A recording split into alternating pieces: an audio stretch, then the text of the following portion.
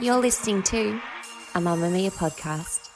Mamamia acknowledges the traditional owners of land and waters that this podcast is recorded on. Out Louders, we want to say a big thank you to everybody who has almost broken the internet buying tickets to our live show, Mamamia Out Loud Live, presented by Nivea Cellular. Gosh, we were excited watching the stampede. I were at rehearsals, of which we will not go into any more detail, but very fancy rehearsals. And we were looking at our phones. Oh my gosh, 30 minutes, 50% sold out. Yeah. Stoked. Somehow, there are still some tickets left though. There are. We cannot wait to show you all our dance moves and everything else. If you haven't got your tickets yet, now's the time. They're on sale for everybody who might want one. Head to the link in the show notes and grab tickets while you can. We can't wait to see you there. Hello and welcome to Mamamia Out Loud. It's what women are actually talking about on Monday, the 25th of March. I'm Holly Wainwright. I'm Mia Freedman. And I'm Jessie Stevens. And on the show today, Princess Catherine has cancer. And the world is working out how to process a month where perhaps we all took leave of our senses. Also, why young Australian women are cancelling the contraceptive pill in their thousands. And Brooke Boney is giving up her fancy Today Show job to go to uni at 36. Is she living the millennial dream? But first, Jessie.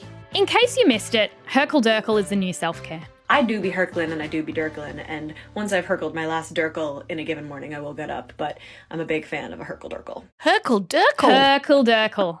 I Herkle-Durkled hard this weekend. What a great word or two words or hyphenate or phrase. Rolls off the tongue. It's a Scottish concept because you can hear a Scot saying Herkle-Durkle. Herkle-Durkle. Oh my God. Go on, you do it then. I'm not doing it. Why not? It's offensive. I like their voices a lot. It is a Scottish concept wherein one stays in bed beyond the time they're supposed to be up. It is to be at rest but not necessarily sleeping. So you might wake up at 8:30, but at 10 you're still rolling around in bed.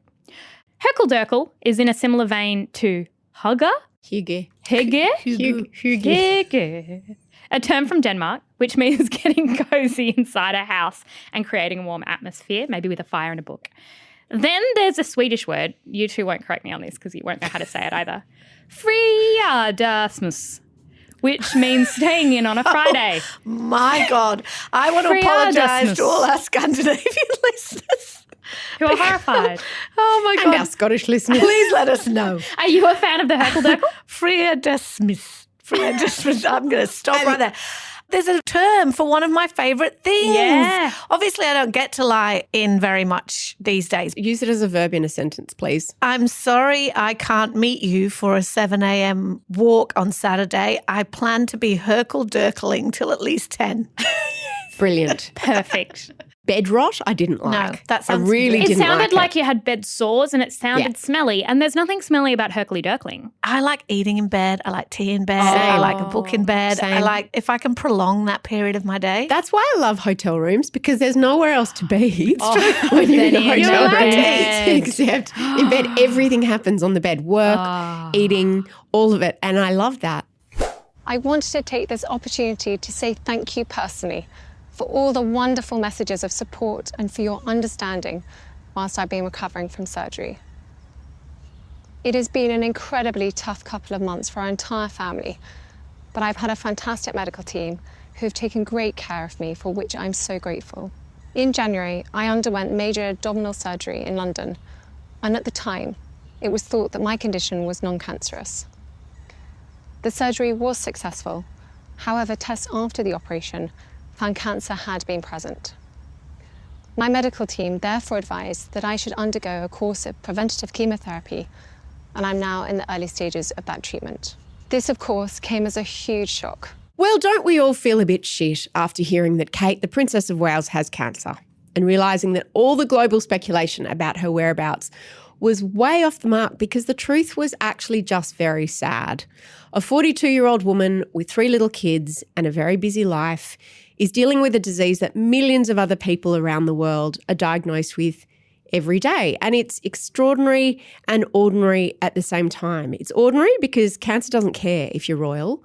And it's extraordinary because most people get to deal with their diagnosis in relative privacy. But that just is not feasible when you are a princess in the most rich and famous family in the world. Now, since the princess's video message was released early on Saturday morning, there have been a lot of big feelings in response.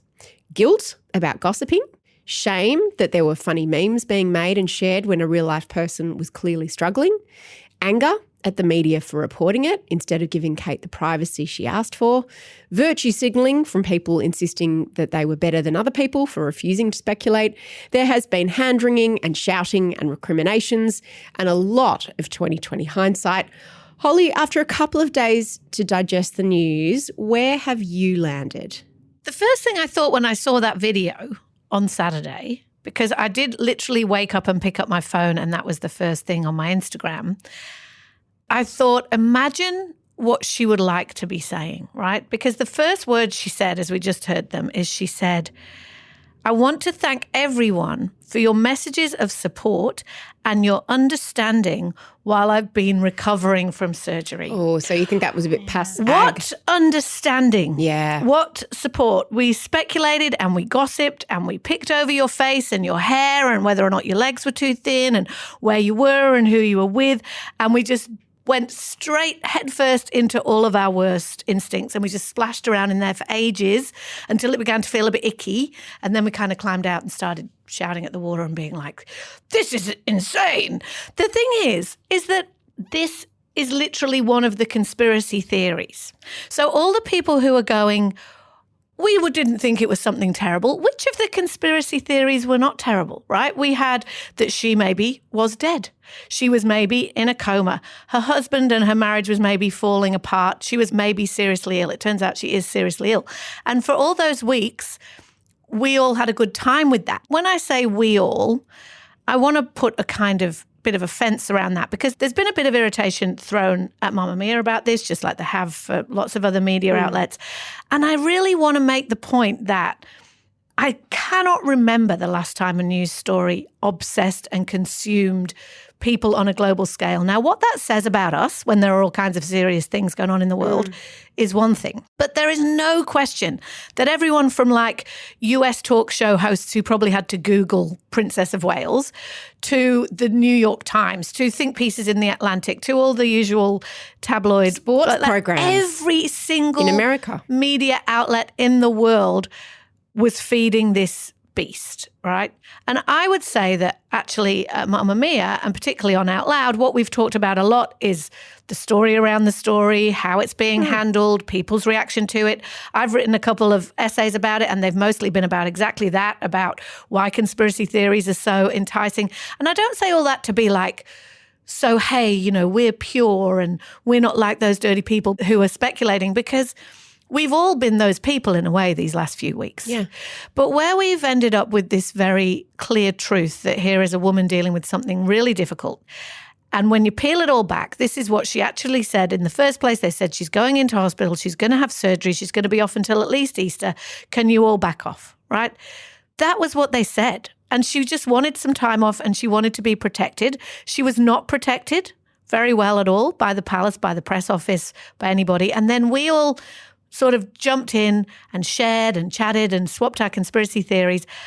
I think it's really unsurprising that it's ended up here. Like, of course it was going to end up here. So the finger wagging, of which there is a lot, and ironically from a lot of people in the media, or maybe it's not finger wagging, maybe it's a bit of introspection, but people saying, I feel guilty as I should, and you should feel guilty too. I don't feel guilty, and I think that the shame is being very misplaced. I think there's short-term memory about what has actually happened over the last few weeks. That's not the story. The story isn't that Kate asked for privacy and then we all became so frenzied and invaded that privacy to such an extent that she was forced to come out and speak. We're missing about 11 plot points. An image of Kate Middleton was published for us, the public, to consume, and that image was doctored. Well, it was doctored, right? Yeah. But it was doctored in pretty innocent ways, well, right? we've never received we just the kill got very notice. excited about I it. don't think so. We've never received worked in the media for a lot of years, we have never received a kill notice like that from an image going, this image is not verified. That was the misstep. It's a genuine story, no That question. is a genuine story. But to be clear, Jessie, and again, I'm not saying this to finger wag because we've very much been part of this, and I think that the argument that the royal family and what they do isn't in the public interest is just not true. Like, they are literally funded by the public. They are the original celebrities, and people have been gossiping about them for literally centuries, right? So that's true. But the reason Kensington Palace released that photo is the speculation and conspiracy was already at a very high level. What I'll say is you that jumped on board at that point because until then you were like, this is seedy, and now you're like, this is real. But a lot of seedier people than you had already been bitching and I just want to make some distinctions, right? Because going down rabbit holes and experiencing glee at the fact that a woman might be having some sort of mental health crisis is very different to engaging with a story about, hang on, where is Kate Middleton because this image isn't real. I think that suggesting that everyone was almost loving it and finding fun in it isn't entirely accurate either. I think that there were people that were genuinely worried, that were going, where is Kate Middleton and what's going on? And especially given what Meghan Markle has said about when she was at her lowest ebb, they took away her passport, she didn't have access, she couldn't seek help. So it's not like we made that idea up. And I know this all sounds very self-serving and we're trying to justify ourselves and everything we thought, both on the show and personally in WhatsApp groups or whatever. But I just think that it's really easy to have wisdom in the rearview mirror and to say we should have done this, we shouldn't have done that. And none of this detracts from the fact that it's really sad. And it's really sad. It's so sad. So many people go through this, including many people listening to this now, have had to work out how to tell their kids that they have cancer or that their other parent has cancer. Many people have lost family members to cancer. So these conversations are happening every single day, and they are serious and they are sad and they are awful. Two things can be true, and we say that a lot on this show, but that can be true. And then there can be the very genuine legitimacy of speculation and media interest and general human interest in this story. I should have begun with that because when I saw that news over the weekend, I felt sick. Like, not because of guilt or shame, because I don't actually think that this news has anything to do with us. I just thought about a 42-year-old woman with 3 little kids who has received a cancer diagnosis. That is anyone's worst nightmare. That is just so beyond sad. And then my next question was, how did the palace fuck this up so much? That's the story. Like, that's what the story has also been. I don't know. I mean, I agree with you to a point. I wrote about that the other week where I was saying they have so mishandled this and these people are getting paid a lot of money, and I think I've said it on the show, and have they mishandled it? However, there is also a possibility, and we don't know, and we probably will not ever know, there is also a very clear possibility that Kate and William, for the reasons that she spelt out in that video, instructed the palace to handle it the way that they did, and that the best PR brains in the world's hands were tied. If their principals, the people who pay their wages, say no comment, no announcements, no nothing, and we don't know. So we're still speculating if we put it at their feet. But looking back, what I'm seeing now is that Kate Middleton received the worst news of her life, and in the weeks afterwards is taking the fall for a badly photoshopped image. What's interesting, I think, also is that I've also felt sick and sad because I think we all were just reminded, oh, this is a person, this is a human at the centre of this. It is when you're talking about someone incredibly famous and incredibly privileged, of course, to forget in the same way that this applies slightly differently, but the frenzy around true crime stories often forget that this isn't just an exciting mystery to unravel.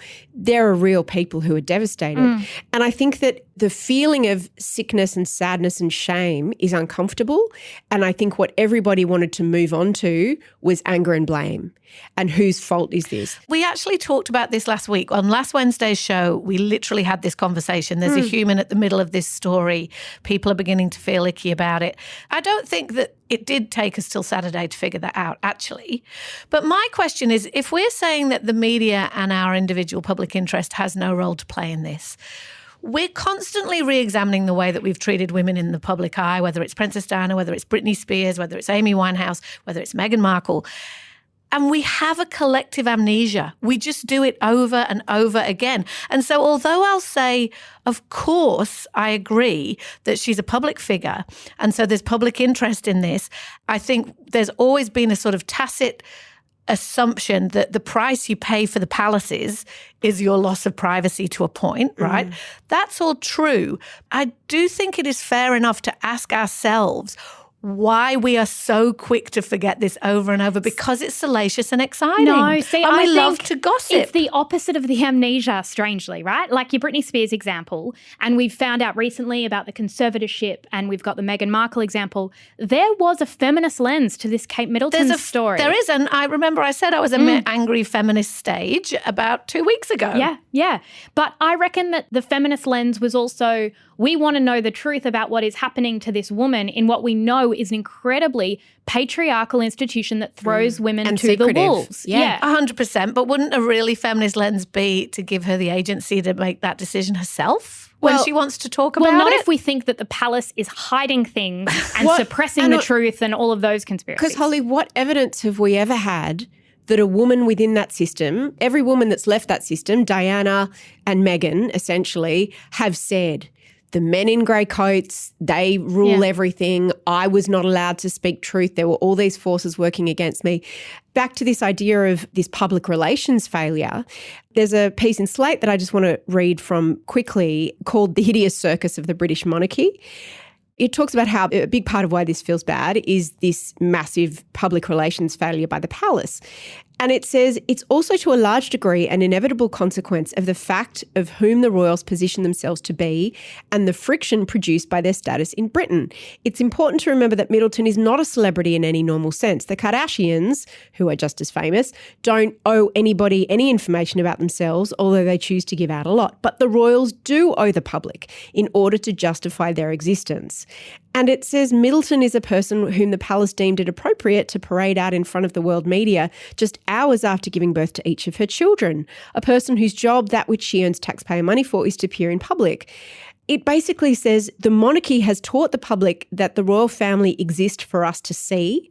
So when that changes, and I don't blame them for this because we're living in a world of social media and access that everybody demands and expects, whereas there are other monarchs who've actually died of cancer and nobody ever knew that they had cancer because it was a different time and they could all just, keep it quiet. You can't do that anymore. I agree. And I also very much agree, as I said earlier, that she's a public figure who does definitely owe the public in a way, well, not necessarily she personally, but the institution does in a way that a Kardashian wouldn't.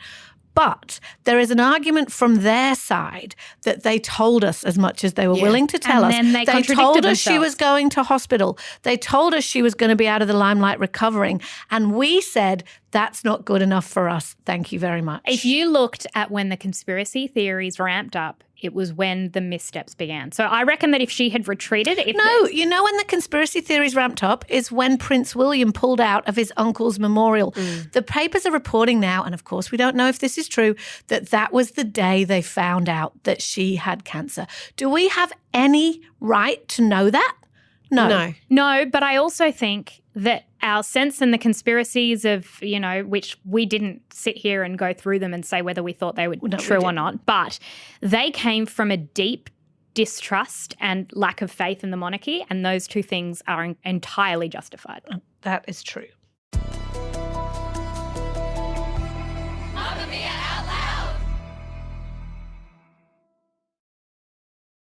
Last week, the Washington Post published a story with the headline, "Women are getting off birth control as misinformation explodes."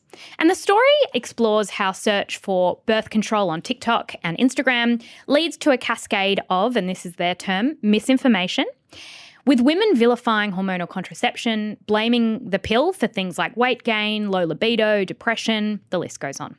And a number of wellness experts have sprung up offering natural alternatives. So this is all over TikTok. There's a lot of influencers who are charging for courses that claim to regulate hormones, something that medical professionals say has no proven science behind it. Now, what I found most interesting about this story was actually when it was published on Instagram, the comments under the tile. So just a reminder, the headline that was posted was, "Women are getting off birth control as misinformation explodes." And this was the gist of the comment section. It's not misinformation, it's legitimate stories from women who have suffered for years. Giving girls a medication that they are consistently on for years with zero education on what it can do to your body should literally be illegal. One comment offered an alternate headline: women are getting off birth control as they educate themselves and learn that they don't have to live with all the side effects. Another comment read, women are not blaming their symptoms on birth control, they are experiencing known side effects of birth control. Also, why are women turning to social media? Maybe it's because so many of us feel unheard by doctors. Then over the weekend, Nikki Gemmell wrote an article for The Australian about women shunning the pill and why she is among them.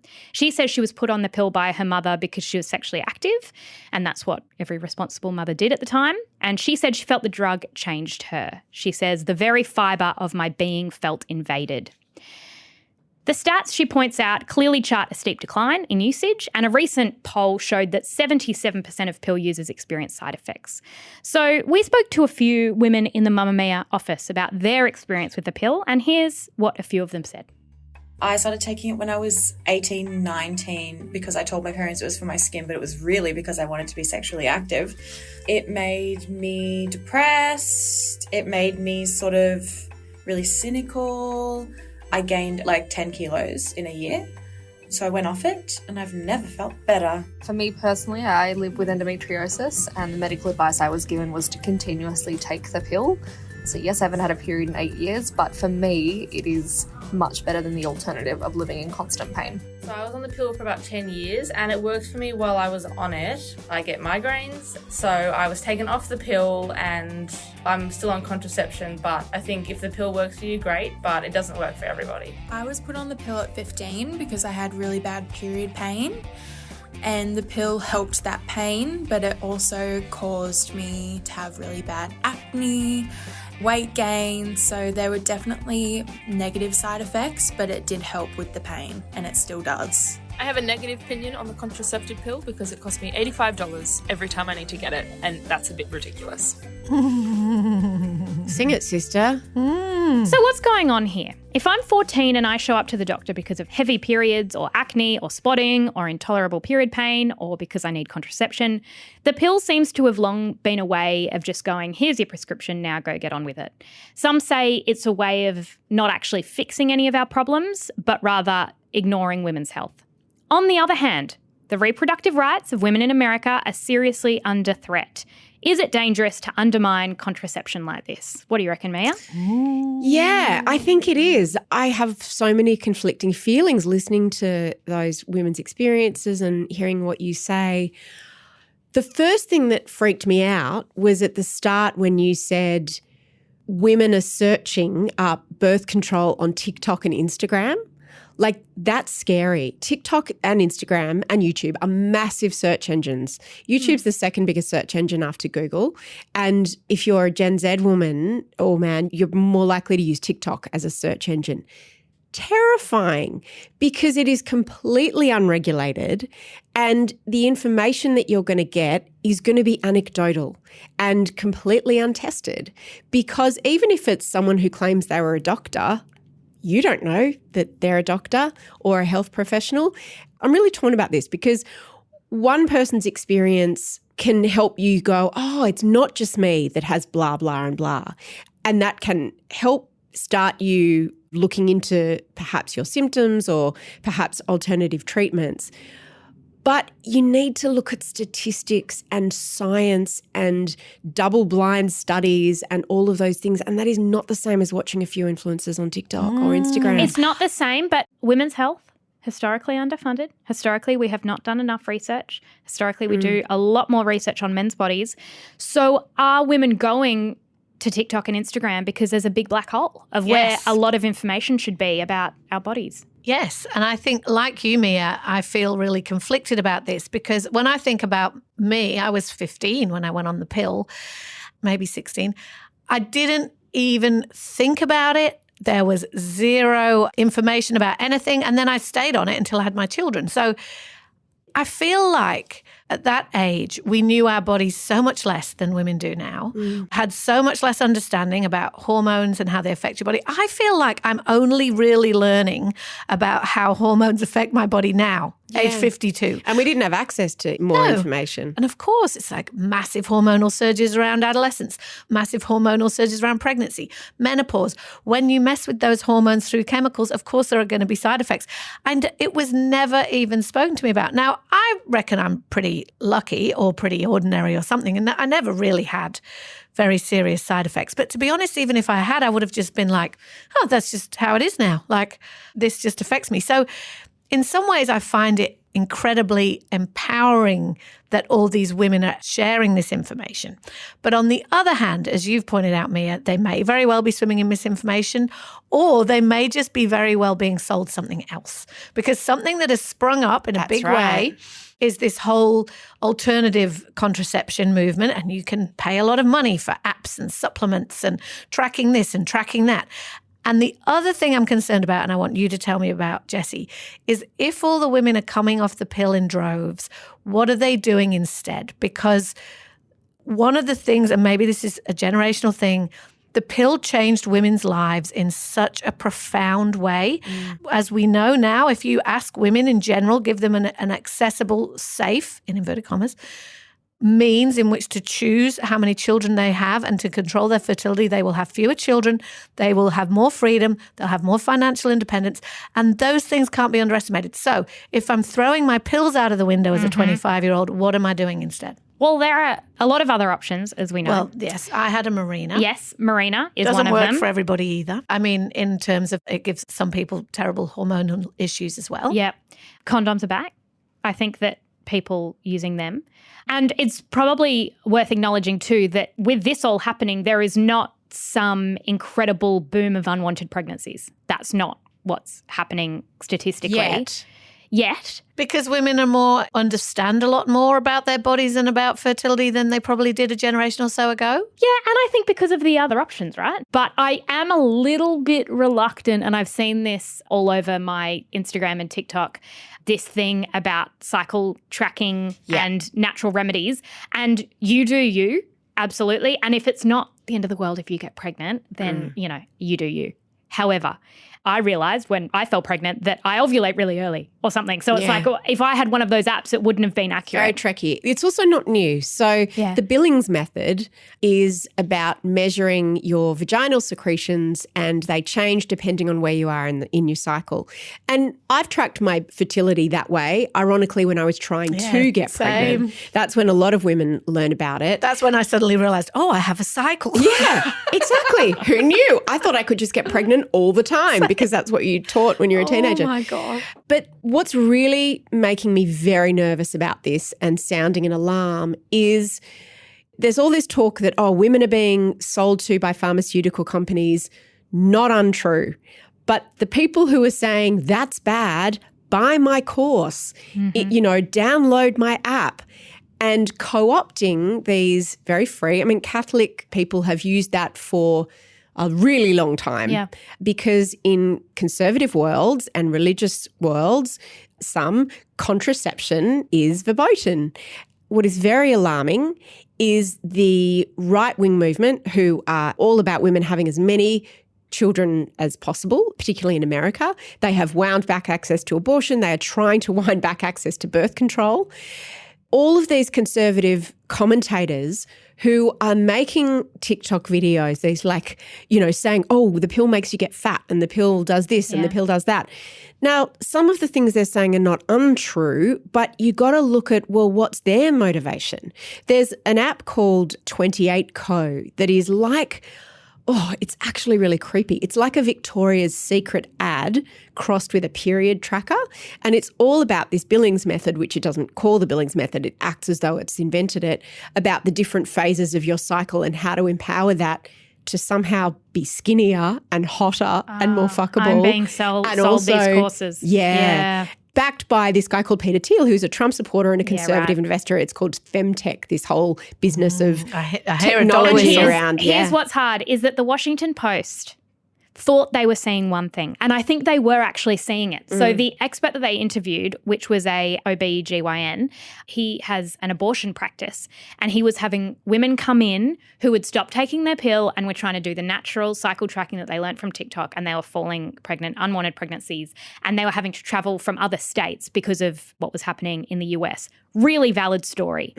What they didn't quite grasp was the anger that so many women feel about the pill, because our contraception has for decades and decades treated us like a walking womb. So it's like, well, I'm going to treat you so that you don't get pregnant. And then you go, oh, I've got migraines and my personality's changed and I don't sleep and my body is completely changed. Can I just say, I did experience all of that when I went on the pill in my early 20s, which was 30 years ago, and my GP was all over that. Okay, so I don't want to make it seem like doctors are just like, oh, whatever, here's a drug, off you go. I mean, there are good GPs and bad GPs, but not every doctor just wants to give a woman Not a every script. doctor, but as someone who accesses doctors the way probably most people in Australia do, which is your local medical centre, it's bad. Like, I went and I was put on the pill at 14 years old because of heavy, painful, vomiting, fainting periods. Number one, can we look at endometriosis? No, we never looked at that. We just went, let's put her on the pill. So they put me on the pill. I was never warned of anything. I was never told anything about headaches, anything about blood clots. And then when I come back a few years later and go, my anxiety is out of control, did anyone for a minute go, these things could be related? I'm going to argue with you, because you and I have had an argument for a really long time about continuity in care with a GP. And when you go to medical centres, I'm going to defend doctors, not always, in this instance, you see a person, you see them for 10 minutes, you don't know. When you see the same doctor, you're in the same practice and all of your notes are there, you get much better care. Now, that isn't just about what you can afford to pay. It's about bulk billing though. Like, often you can't. Yes. Yeah. You need to find somewhere that bulk bills. But I would say, without wanting to victim blame, that is partly structural with you just going to medical centres and seeing a different doctor. But when you're 14? Well, for sure, that's the time you most need a good GP that you Yeah, trust. but you're 14, you don't know how you're doing it. And I must say, this was the same place that had my notes. Every doctor had my notes. The first thing they ask is what medication you're on. And I have never had anyone, even seeing psychologists, psychiatrists, anyone point to a causal link that we know exists. And that is why there is such anger about this. And hopefully I'm looking at this going, oh, great. What we need to do is create better birth control options. If only. That's the anger. I think that's also where the anger is. It's just like, what are we meant to do? Every Tuesday and Thursday, we drop new segments of Mamamia Out Loud just for Mamamia subscribers. Follow the link in the show notes to get your daily dose of Out Loud, and a big thank you to all our current subscribers.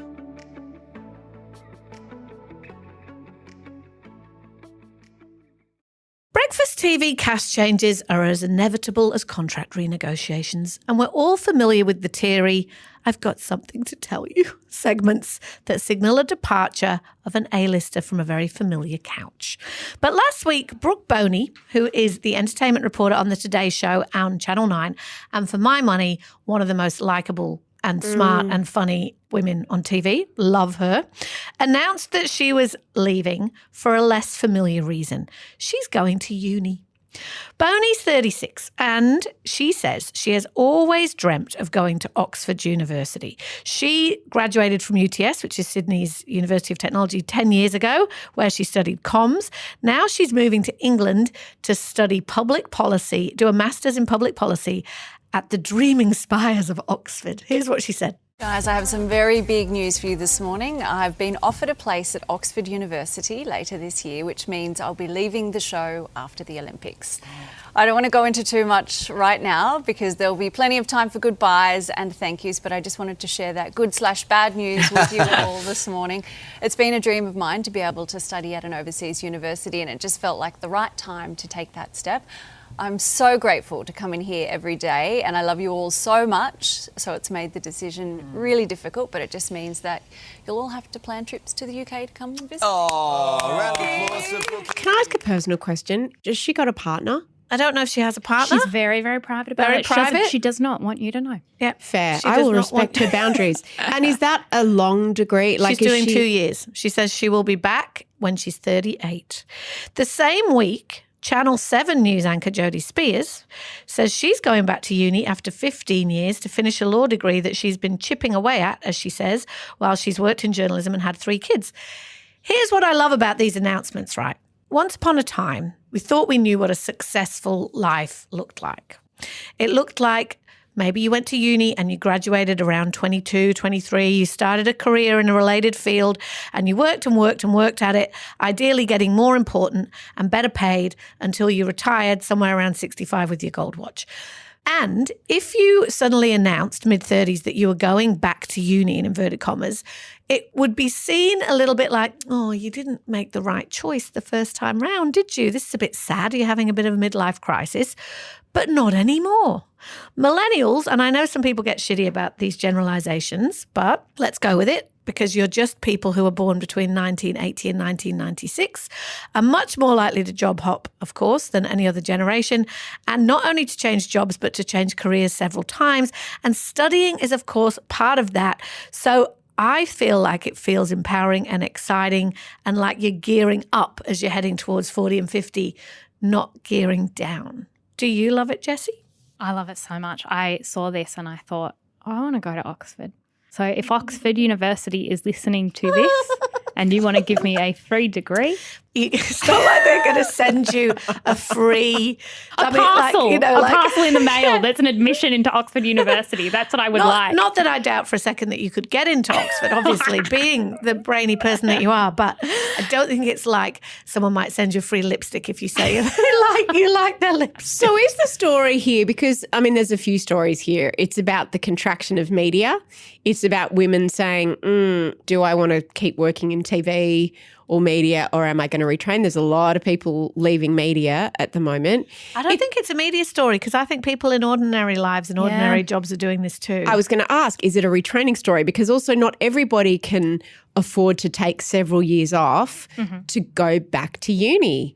So I think this is about mature age students. So I was reading something in the Sydney Morning Herald recently about the amount of students over the age of 50 who have gone back. Oh, we could get our degrees finally. A degree. It's not over. Is there a basic bitch degree that's like I can do quickly, like in a few weeks, over a weekend You maybe? could go and do like a pop culture PhD. Well, you can't do a PhD because you never did the Bachelor. But I could. Shots fired. I could. You could. I could write a really good dissertation about celebrity conspiracy theories. I think you've got to get a basic bitch degree first, as Jessie's reminded yes, us. you need to go and do your basic subjects, which you never did. But yes, I have a lot of friends doing this and they often do it while working full-time, which to me just seems very, very overwhelming. But that's what it is about. It's about that pivot and what Mia always talks about, which is the difference between the ladder and the lattice, where we once saw our careers as going in one direction and then there was management and then there was boss or whatever. And now it's like you go to the side and you go a little bit diagonal. Or it's in eras, as Taylor Swift would say. It's like Brooke Boney's finishing her television era. Before that, it was her radio era.